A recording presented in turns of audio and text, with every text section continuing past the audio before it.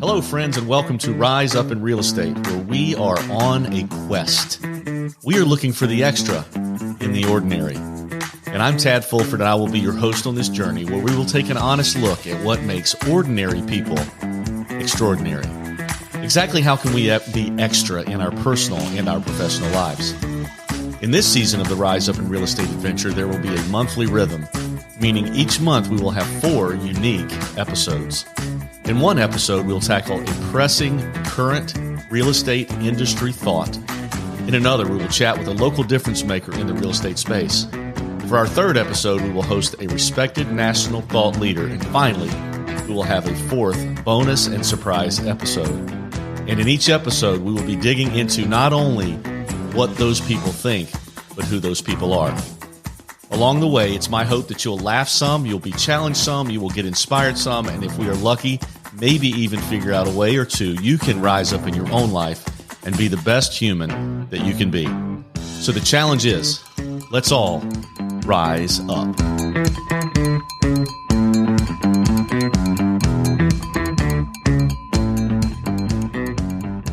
Hello, Rise Up Nation. We are here for part 2 of our discussion on branding, and I'm excited to dig in. And we started out by thinking this might be a 2-part series, but I think I'm going to go 3 because several of you are putting questions to me that I want to address in the next episode, and I don't want these episodes to be super long and boring to you. So I want to kind of keep it fast-paced moving, and I've got something specific I want to talk about today with branding. And then we will address questions next time. If I don't get very many questions, then we'll just move on and have another guest and continue on.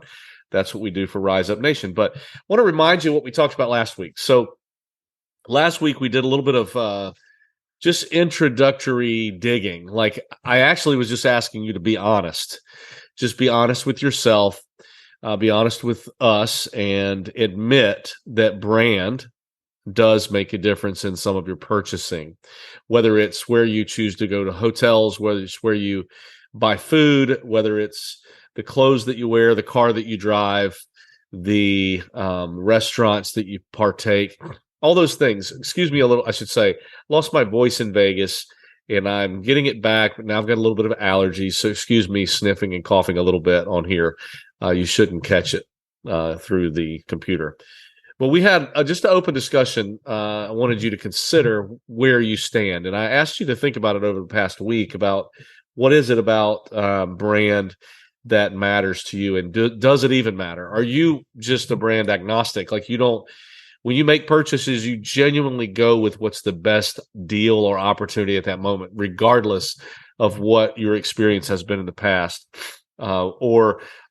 If you are that person, I think you're rare. My dad was a little bit that person, but he almost went anti-brand. Like in a way, I told him that even explained further the power of branding, the fact that he would go against it. But most people would admit, and I think you might be that person. I think we can all agree that brand matters in purchasing decisions.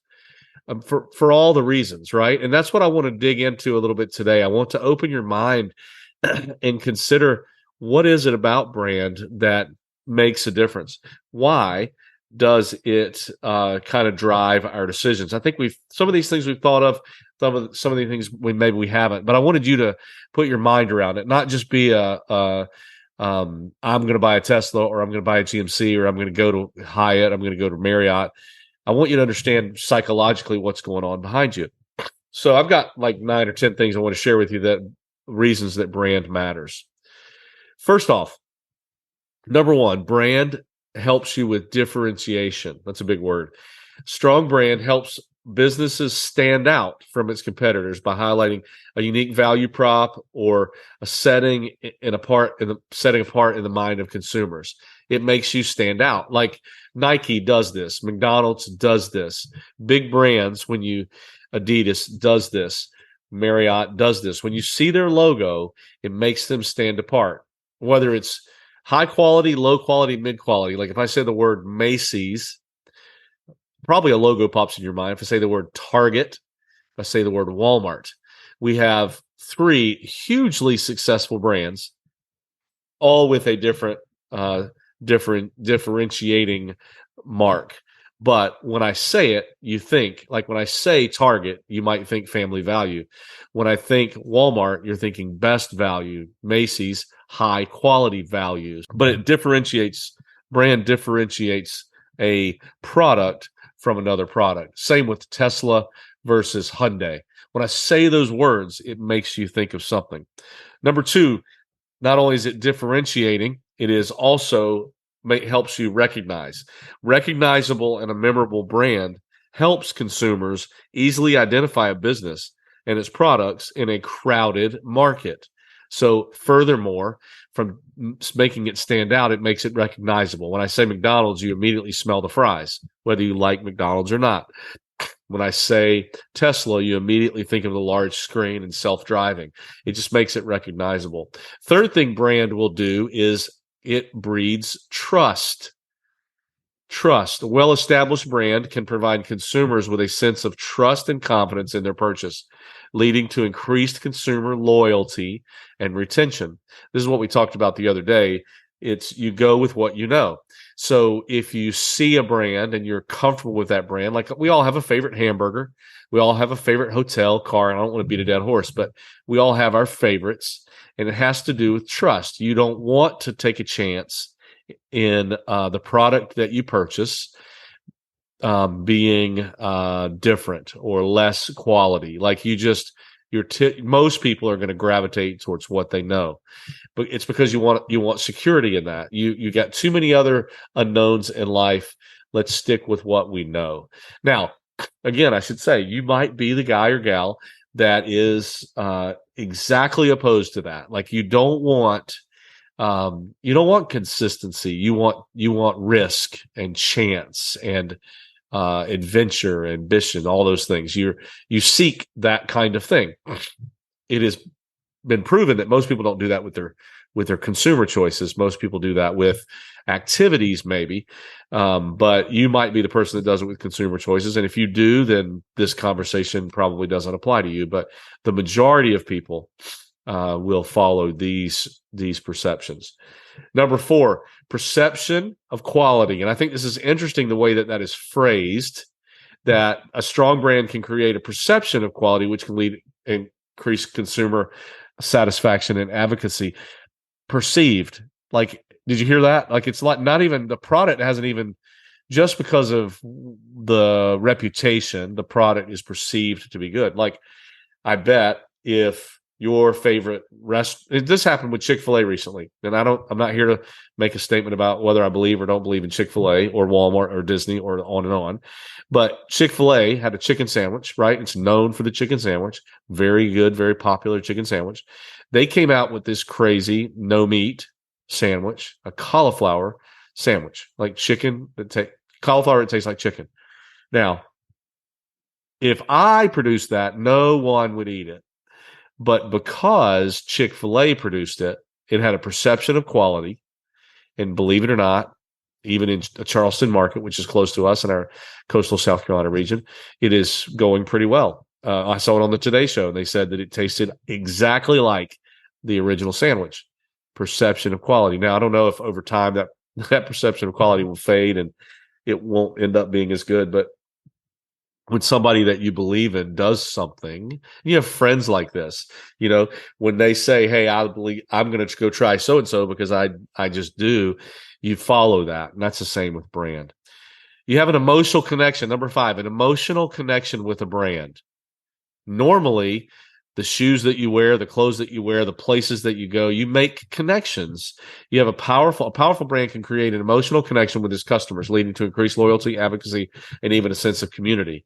That's why Super Bowl commercials work. That's why new brands, like we watched it this year in 2023, new brands make their debut during the Super Bowl because they know a lot of people are watching, and they don't just put their product up and say, hey, come buy my product. They try to make an emotional connection. Like there was a dog food one this year. I can't think of the name of it, but there's a dog food one this year that won best commercial. And it was just a very it just drew you in to the emotional connection of it. And then now you affiliate that, even might not have anything to do with the product. You affiliate it with the brand.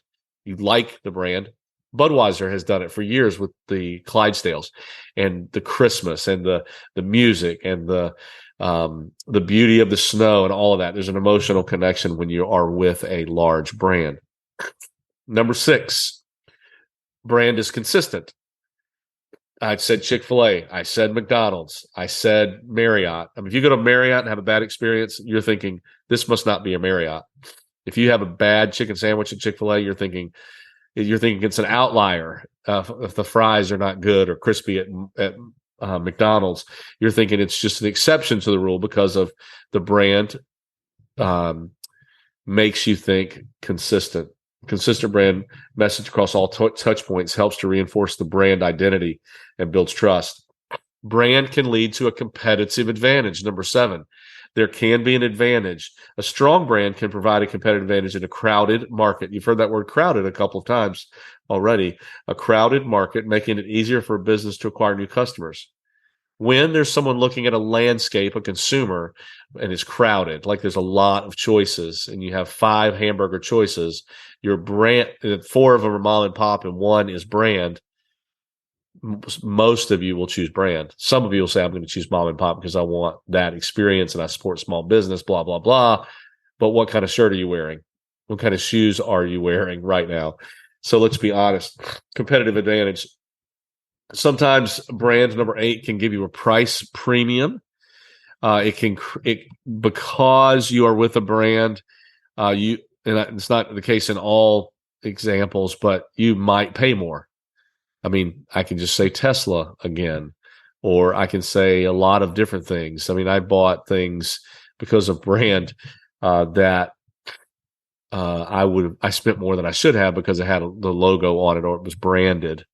This whole Stitch Fix phenomenon is interesting. Like it is a lot of the things I got, they were all branded, but most of them weren't recognizable brands, and that made the price more affordable. And it fits kind of the model too. So brand can bring price premium. A strong number 9, brand extension. And what that means is a strong brand can be leveraged to launch new things, services, products. They can allow a business to expand its offerings while still maintaining brand recognition. So there's an ability for, like Chick-fil-A with the cauliflower sandwich. They take that chance because they know that they already have a solid following. The following is going to follow it and try it, and maybe it will be as successful. If somebody just comes on the market with a cauliflower sandwich, they're going to lose, right? So brand extension is important. That's number 9. And number 10, financial value. A strong brand can have significant financial value as an intangible asset, which can be leveraged in mergers and acquisitions and other transitions. So you hear this all the time if you pay attention to CNBC or any business network. When mergers, acquisitions are happening, it's normally a larger company acquiring another one. And when those interactions happen between the two companies, I promise you, the seller looks to the buyer, and if it's a major brand, they're comfortable. If it's not, they do more research. If it's and not that the buyer, if it doesn't have a brand, isn't a legitimate buyer, because it can be, but in a merger and acquisition, when something like that happens, when there's a brand, the seller or someone who's going to be acquired or merged into there's confidence there, and there's not as much research that needs to happen. We've done this in our businesses, and when a buyer or someone who wants to acquire comes to the table and they have a brand recognition, it gives you more confidence moving forward. So those are the reasons that brand kind of sticks out, that brand can bring value. And as I talk through each of those 10 ideas, I'm sure you resonated with some of those. It does matter in the eyes of the consumer. It's much more than a logo or a name. It's a collection of associations, perceptions that consumers have about a company, its products, or services. These associations can include factors like quality, reputation, reliability, customer service excellence, and more, right? So consumers often use brands as a way to simplify their decision-making processes too when making a purchase. Well-established brand with a positive reputation can provide consumers with a sense of trust. We've talked about this. Confidence. It can make them more likely to choose that brand over others. And strong brands can also have a loyal following of customers who have positive associations with the brand and feel emotionally connected. It leads to retention, word of mouth marketing, which can be valuable for businesses. And I should note here that it's important that it can vary depending on industry and product. Some products may be more commoditized and focused on price, while others might place emphasis on brand. We talked about that already. The larger the brand, the more, or the larger the product and purchase, the maybe more important a brand is. So how do you see it? And I hope this is making you think some things, right? I hope you're putting together in your mind what we're talking about. And I hope this will lead you to some questions. Maybe you will shoot me some questions, email, text, on our Facebook page, whatever, and Rise Up in Real Estate, and let me know what your thoughts are, what your rebuttals are. I think it's clear, at least in the U.S., that brand is a huge deal. Now, I mean, I hope you're sitting there and you'll be honest. Do you have branded shirt on or shoes, or did you drive a branded car? And I don't know what explanation you could give me, like there weren't any other choices, or hey, this was a gift, or whatever. I didn't buy this shirt myself. Maybe you are brand agnostic, but I just don't think very many of us are. Now, this is a large step, but I've been having all this discussion. It started out, if you remember in episode 1, with these people that I know who are making moves with their real estate company from independent to brand. Somebody did this a few years ago. One of the larger independents in our market, 2 of them in the same year went brand. They chose. And I asked both of the owners why they did it. And they said, well, I've just got tired of explaining who I work for in most appointments. That's word for word what someone said to me. So I want you to consider, and of course, you would expect I'm with a major brand. My company happens to be RE/MAX. There are lots of brands that are very well recognized in our space. I'm with RE/MAX, and so I believe in branding, and I want you to be open-minded to where you are. And what's most important to me is, because of the business that we're in and the pledge that we make, especially as realtors, to protect the public, it's most important to me what the public thinks, right? So public perception matters. And I want you to be open to thinking about what do people think of your brand, quote unquote.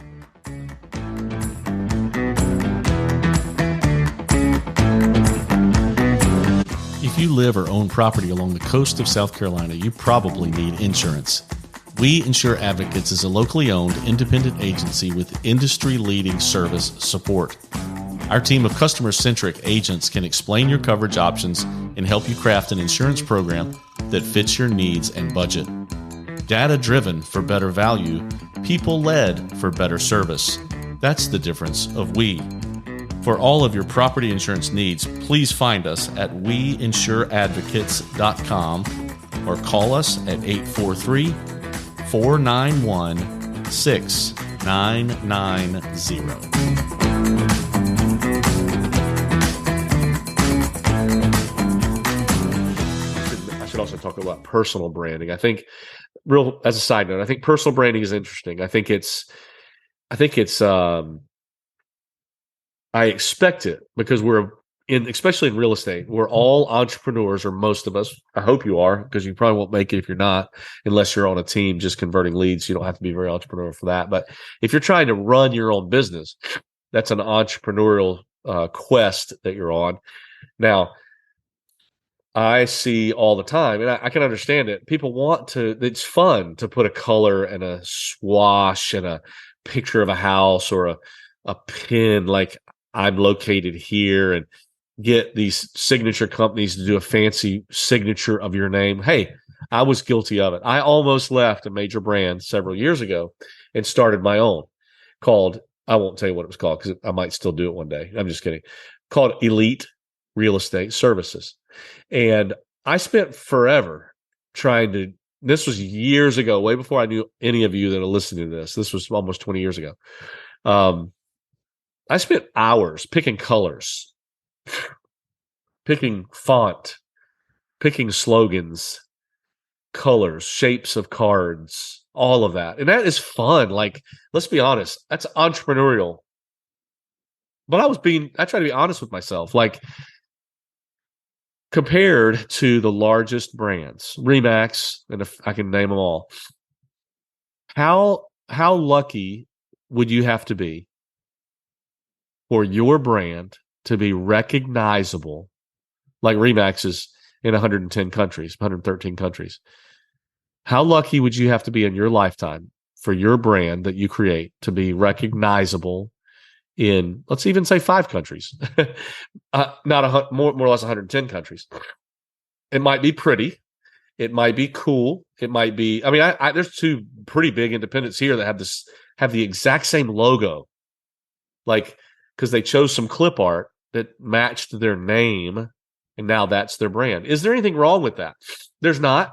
But what is the advantage of it other than personal, like, not ego? I won't call it ego, but personal satisfaction for an entrepreneur. Like, I have my own thing.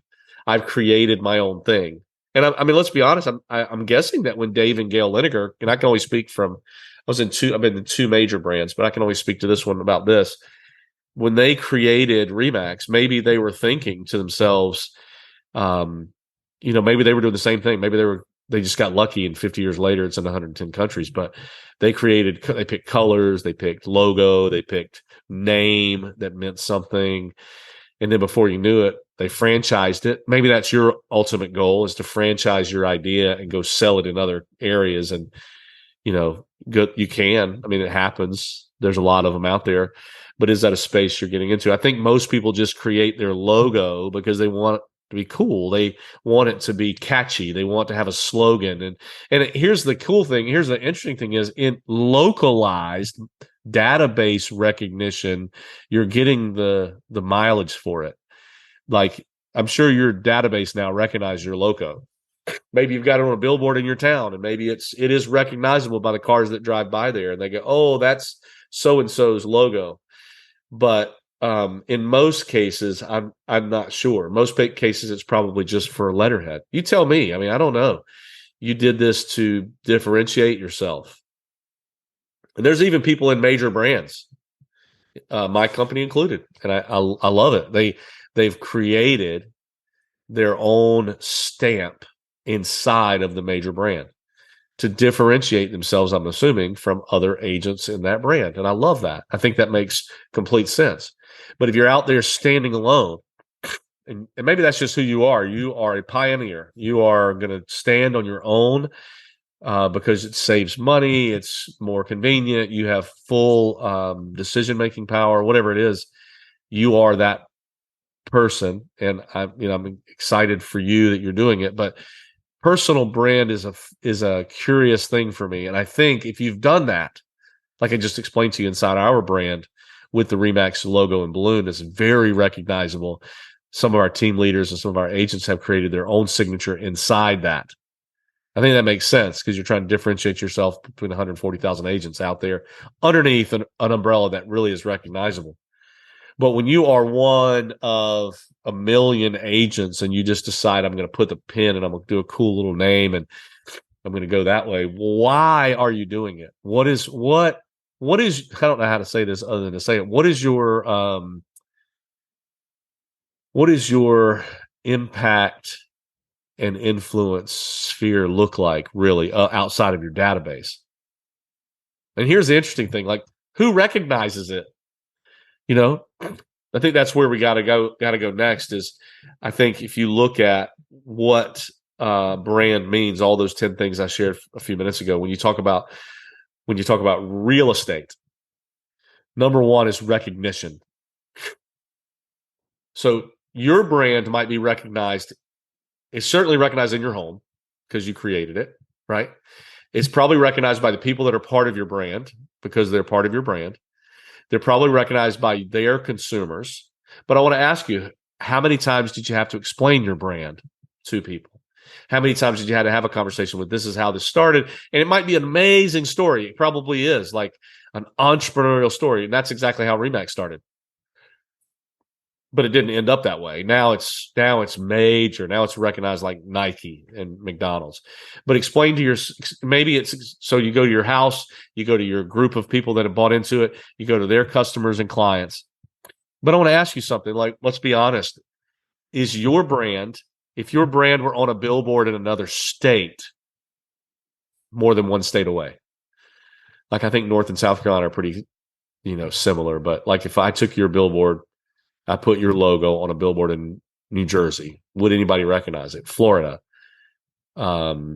Arizona. And that might not be your goal, right? But if our goal is consumer comfort and consumer recognition, consumer confidence, not our gain, but consumer confidence, that should matter, right? Recognition should matter. You put the Remax balloon, and there's other brands. I'm just using mine as an example today. And I don't do this very often on our podcast. But for me, I just felt like brand was worth talking about since these things that I shared in episode 1 have happened. You put the Remax balloon anywhere, and people know it. Elementary school, people know it. Lots of countries. I saw a post just this morning of someone who's on vacation in Cabo. Their children are on vacation in Cabo. They look out their hotel window, and the Remax logo is on a building right across the way. And they recognize it right away, probably felt comfortable, happy. Wow, look at what we're doing. So recognition, number one. Trust is another one. And all of these things I just said about who would recognize you, you could also say who would trust you. Like, if you take your logo and you put it on a billboard in New Jersey, who trusts it? Is it even recognizable as a real estate brand? Would be my second question. I mean, unless it says real estate on it, some companies don't. I mean, some people wouldn't even recognize that it was a real estate brand. So what's the purpose anyway? And I'm curious for you to tell me. Like, I might be missing it, and I want you to let me know. Like, what are you doing this for? And maybe you're trying to build your brand, and at the end of the day, you want to have something. But you could piggyback on the back of something that is already recognizable. That's what is. I would argue quality. So recognition, trust, quality. I think if you have a major brand, and if it's a good one, some brands right now are getting a reputation for non-quality, and that's interesting to talk about. We can go down that rabbit hole that I've heard from a few different real estate associations, where most of their conversations are about certain brands and the kind of agent that are there. But quality, either bad or good, brand can recognize quality. There's a network that goes along with the brand. I think when I just said, put your billboard in New Jersey and see who recognizes it, it's the same thing. Like, can you call an agent? Certainly you can figure this out, right? Like, you can go to a non-branded conference and meet non-branded agents and build a non-branded network, right? And not think people do that. Like, there's coaches out there that you can go latch onto that are with all brands. And if you say, hey, I need a referral in New Jersey, I'll just use that again, in Toms River, New Jersey. Like, for Remax, you can call a Remax office there, and you know right away the 100% club members or the platinum club members or the new agents. You know who they are, and you trust because of association, right? You have that network. If you don't do it, you can build it, but isn't it much more work? Don't you have to go to a conference where there's a bunch of people that are with non-brands, and you find other people that are, and you get to know them, and you build trust, and a friend of a friend, and the next thing you know, if somebody eventually, maybe one day, you'll have a really neat net of network brand for your brand, where you can say, I don't, like, you're not calling your brand in another state, you're calling another person's brand in another state. So that network is important. There's 140,000 Remax agents. There's some organizations that are bigger than that, but I can call, and the standard is pretty consistent, and the network is there. How is your network? And how do you, I have people in other outside of brands calling me to get referral people because they know how networked our brand is. And I think you see it. And then the brand also in real estate also says a lot about the quality of the agent. I think that, and I'll just use Remax. I'll put us on a pedestal for a moment. Probably shouldn't do this or I'll lose some listeners, but let's be honest, when you say RE/MAX, you probably think quality, you probably think experience, you probably think professional. And that's actually the reason that Dave and Gail started it. That was their push in the very beginning, was for those things. The word RE/MAX actually stands for real estate maximums, like maximum experience, maximum professionalism, maximum support for the good of the consumer, right? So all of those things are true. So how many of you hate me? A lot. I'm not trying to lessen my listenership by talking about a controversial topic. I just have noticed a few trends lately. And that's what I mentioned in the episode 1 of this series, that things were happening. Why are they happening? I started asking myself that, and I wanted to talk with you about it. And I wanted to get to the bottom of how important is brand. I think we did a great job establishing that it is important to almost everyone in our lives. When you jump over to real estate, it becomes a little bit more cumbersome because you now have an affiliation with your own company, with your own brand. But I'm hoping all I wanted you to do was take an honest look at why you aren't affiliated with a major brand, why you personally brand yourself, and what is the advantage of that. That's what I want somebody to tell me. Maybe the answer is less expensive. I don't know, which isn't always the case. But what is the benefit of personal branding? What is the benefit of independent branding? Tell me what those are. Is it I'm more nimble? I can make decisions more quickly. I have autonomy to decide things. I don't have to run it by anyone. Well, let's talk about those things because that is important to me. I'm curious. Like years ago when I decided I was going to do my own brand, I wanted it because I thought that would be, I would be in charge of something. I liked the idea of building something. If I would have been honest, though, I'm not sure how large it would have had to get to give me the leverage that I have now. But, with network, with recognition, with trust and all that, I was starting over. Some people like the climb, though. Miley Cyrus I think she does. But I think some people like the climb. They like I've got to overcome this to get here. I've got to do these things to get here. And they like the challenge. Gabe and Dale Lineker, who founded RE/MAX, certainly did, right? The interesting thing was their decisions were based on the good of the realtor, not necessarily them. Of course, it was in consideration. But I want you to tell me why personal branding. Why did you choose an independent brand that may or may not be recognizable all over the world? Does it even matter? Maybe you just say, I'm making enough money. I'm happy. I like no strings attached. And that's fine. But I want to hear from you. Tell me why. You can email me at tadfulford@gmail.com, tadfulford@remax.net. You can, my number, 843. It's in the show notes, 283-0940. You can text me. You can call me. You're not going to offend me. I've probably offended you, so you're not going to offend me. If there's something about brand that I forgot, or a way, maybe you have a personal story about how it changed your business and your life, let me know those things too. We'll do episode 3 based on all of that so that we can have some further discussion and wrap this whole thing up because it's important. I mean, I think, remember, from my perspective, I'm looking at it from a consumer's point of view. What is best for the consumer? What is best? That's what our Realtor Pledge is for. What is best for the consumer? And I know what you can say. There can be a good Coldwell Banker agent or a bad one. It can be a great independent or a bad one, right? Because there's good and bad in every category. But what is best for the consumer? And I think this has been a great discussion. I've enjoyed talking to myself about it. I hope you've enjoyed listening today. RE/MAX doesn't normally come. I try not to even mention the name. Today's been a little bit different, but Rise Up Nation, I appreciate you very much. I look forward to our lively and healthy discussion on this topic moving forward. And until next time, I hope this helps you rise up.